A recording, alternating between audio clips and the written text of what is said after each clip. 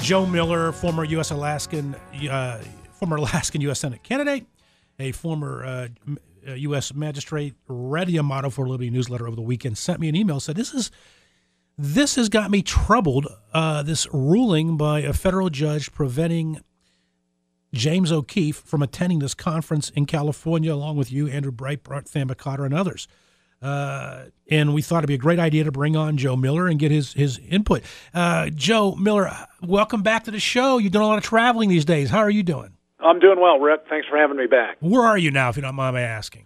Actually, up in Fairbanks. I'm getting up here back home about, it seems like, a third of the time traveling. We're just down in Arizona this past week, speaking at the Greater Phoenix Tea Party, and also had an event on behalf of the District Attorney of Maricopa County.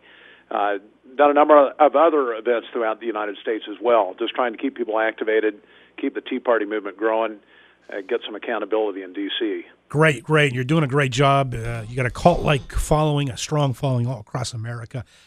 All right, so this federal judge, who actually was appointed by George W. Bush, routinely approved the travel request of James O'Keefe.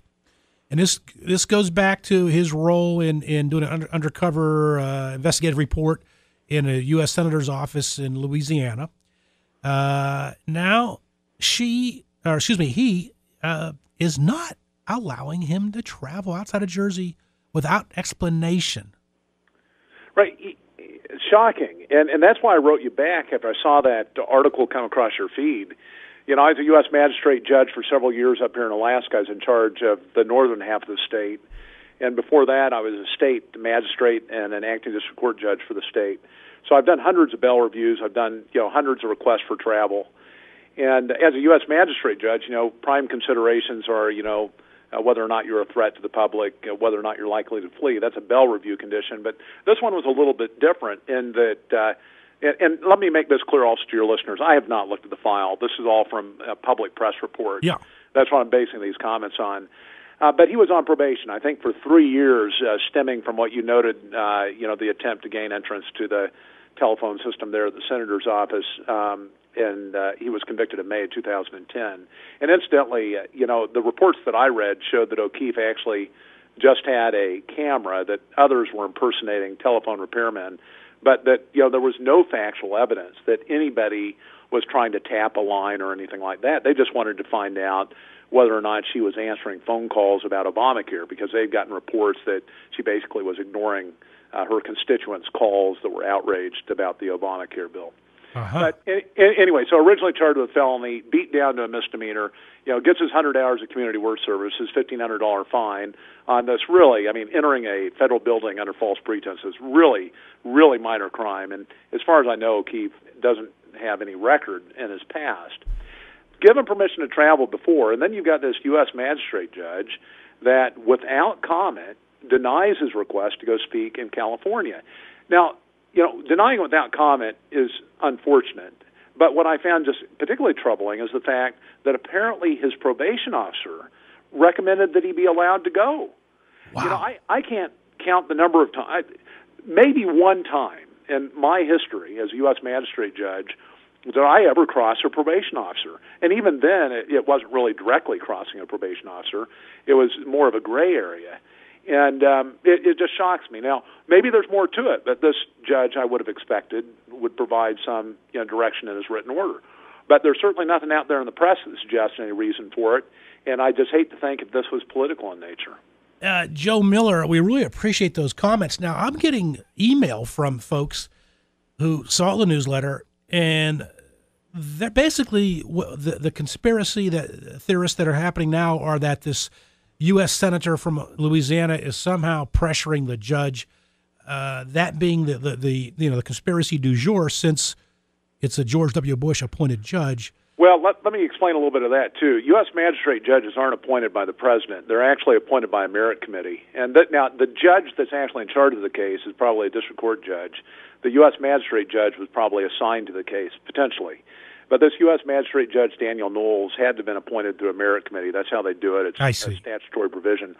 And, if anybody's pressuring that U.S. magistrate judge, it would be the chief judge of his district. But, frankly, I sat as a state and a U.S.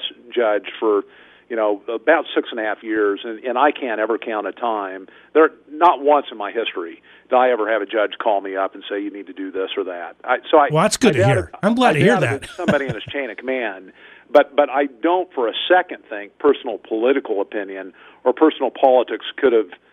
I think it very well could have played a role in the decision. What I'm saying is, as a former U.S. magistrate judge, it doesn't make any sense. Yeah. What's your gut tell you that's going on? Well, let me rephrase that. O'Keefe's attorneys are trying to seek an explanation, and of course, step 2 after that would be to try and get it lifted. If you were O'Keefe's attorney, theoretically on this, what information would you be trying to uncover here? Well, obviously, you're trying to uncover what the reason was. What might be going through the attorney's mind right now, do you suppose?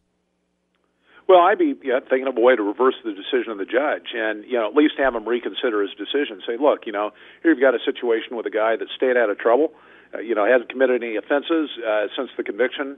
It was a minor offense to start with. I would bet that O'Keefe never planned on being restricted to the state of New Jersey for 3 years in agreement to plea to that. I know that the factual basis for all this was tenuous. He could have tried it. He could have gone before a jury. But frankly, anybody that's going before a magistrate judge on a misdemeanor offense doesn't expect to have their travel restricted like that. And frankly, I can't ever remember a case where I sentenced as U.S. magistrate judge on a misdemeanor where I made those kind of limitations. But in any event, I'd be thinking of a way to try to get him to change his mind. And, if we felt that it was an abuse of the judge's discretion, we'd appeal it. Of course, his appeal time is soon to be running, so he needs to work quickly on that. But there may be a basis for it. I mean, particularly given this is O'Keefe's livelihood, there may be some value also in, of course, publicizing what happened with this particular U.S. magistrate judge.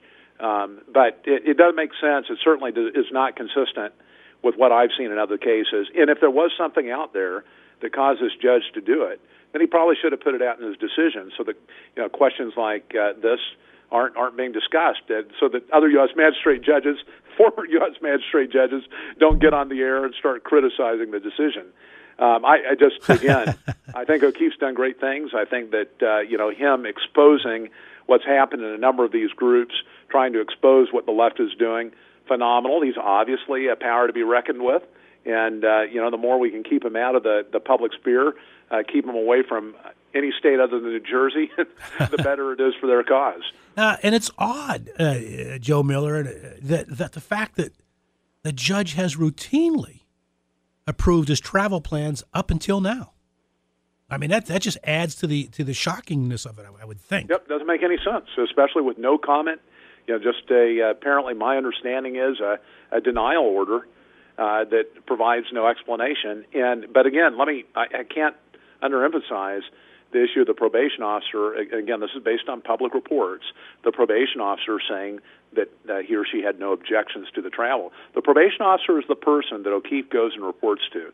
The probation officer is vested with the responsibility of keeping track of O'Keefe, making sure he's complying with court rules. And so that probation officer's recommendation to the judge generally is as good as gold. It's, again, a rare day that a judge ever crosses your probation officer's recommendation. So not only is this a minor offense, misdemeanor, where restriction of travel, I think, is highly inappropriate, but in addition to that, even if it were appropriate in the judgment to restrict his travel, why in the world is this magistrate not following the probation officer's recommendation? Makes no sense. Give us an idea, Joe Miller, when a judge would restrict someone's travel outside their home state, what type of criminal charges or what type of risk? Is there a profile, a stereotype you can give us of what is typical to someone who's restricted? Yeah, I mean, obviously it can be part of the punitive measure of the sentence, not even rehabilitation, and maybe the judge just simply wants to penalize you, for what you've done. I mean, that would be the only possible reason I could see for this judge doing it in this case. But typically you're trying to make sure that, especially where you've got a high degree of review by a probation officer. I mean, particularly in felony cases where you've got a regular interface with your probation officer. Most of these misdemeanor cases, it's very infrequent interaction. But you may want to make an additional guarantee out there to make sure that the defendant shows up for their probation officer interviews. It may also be that, you were engaged in some sort of drug trafficking or, something like that, and that the court wants to make sure that the means by which that happened, whether you were involved in interstate travel before and that you were doing deals across state lines, they want to just take that away as a possible means by which you get back into some sort of criminal enterprise. I mean, you name it, it's a possibility. But again, given what I've heard about this case, what I've read about this case, what I know about the offense itself, again, entering a federal building under false pretense is a misdemeanor. It just doesn't make a lot of sense to me that the judge would have done it either to prevent similar occurrences in the future or, even as a penalty part of his sentence. And then to, after judgment in May of 2010, allow travel and then for no reason at all, at least no apparent reason at all, limit it.